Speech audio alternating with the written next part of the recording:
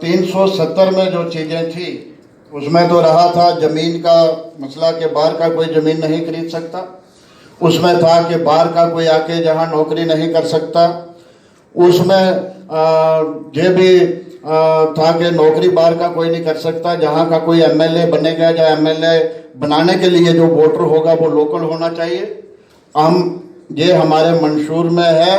हम इसी पे लड़ाई लड़ेंगे, रियासत को बहाल कराएंगे और ये चीजें जो है इसके लिए लड़ाई लड़ेंगे। आप 370 वापस लाने के भी मैंने कहा कि जो उसमें फैसिलिटीज थी उनको फिर वापस लाने की हम पूरी कोशिश करेंगे। किस तरीके से वो जब हमारी सरकार बनेगी, सरकार बनने के बाद हम इसकी जदोजहद करेंगे। और दिल्ली में सरकार बीजेपी की बनी, उन्होंने तोड़ी। कल हमारी पार्टी जहां मजबूत होती है, हम एक जॉइंट फ्रंट पूरे हिंदुस्तान में बना सकते हैं रीजनल पार्टीज के साथ। हमारी सरकार हिंदुस्तान में बनेगी और जब सरकार बनेगी तो हम वो चीजें फिर वापस लाएंगे। हम लोग भी 370 की वापसी के लिए काम करेंगे। देखिए एक मिनट मुझे जवाब देने दो इसका, फिर उसके बाद। मैंने कहा कि 370 में जो था उन सब चीजों को हम वापस लाएंगे। जहां तक 370 का सवाल है वो मसला सुप्रीम कोर्ट में है। ऑनरेबल सुप्रीम कोर्ट जब उसका फैसला करेगा वो देखेगा। अनसर्टेनिटी है, कांग्रेस दिन ब दिन कमज़ोर होती जा रही है।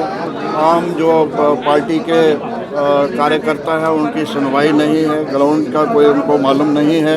तो इन सब चीज़ों को देखते हुए ये रियासत के हित में और देश के हित में हमने फैसला किया। राजन जी, अभी अल्ताफ बुखारी ने बहुत बड़ा आरोप लगाया कि 370 जब हटा तो गुलाम नबी आज़ाद का बहुत बड़ा रोल था, वो तब बोले नहीं और आज वो जम्मू कश्मीर की सियासत में आकर यहाँ के लोगों की बात कर रहे हैं, उनको मरहम लगाने की बात कर रहे हैं। गुलाम नबी आज़ाद साहब ने जो रोल किया वो पार्लियामेंट के अंदर किया और पूरे हिंदुस्तान ने ही नहीं बल्कि पूरे विश्व ने सुना कि गुलाम नबी आज़ाद साहब का क्या रोल उसके लिए रहा।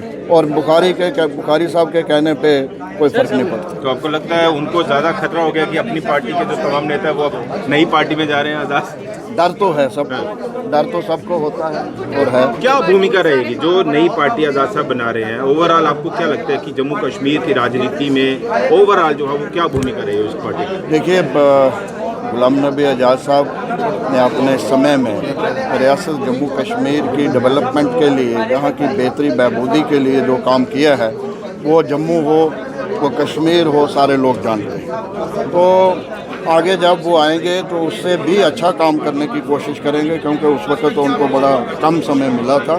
तो ये लोग जानते हैं, इसीलिए लोग अब अलग अलग पार्टियां छोड़ के गुलाम नबी आज़ाद को ज्वाइन करने की कोशिश। ये जो कहा जा रहा है सी टीम है, डी टीम है, मैंने पहले कह दिया, किसी के कहने से कोई फ़र्क नहीं पड़ता। हम सेकुलर थे, सेकुलर हैं। जो पार्टी बनेगी वो सेकुलर होगी। हमारा अलायंस जो होगा सेकुलर पार्टी के साथ होगा। बीजेपी के साथ किसी किस्म का अलायंस होने का सवाल ही पैदा नहीं। बीजेपी के साथ सरकार नहीं बनाएगी, सवाल ही पैदा नहीं होगा।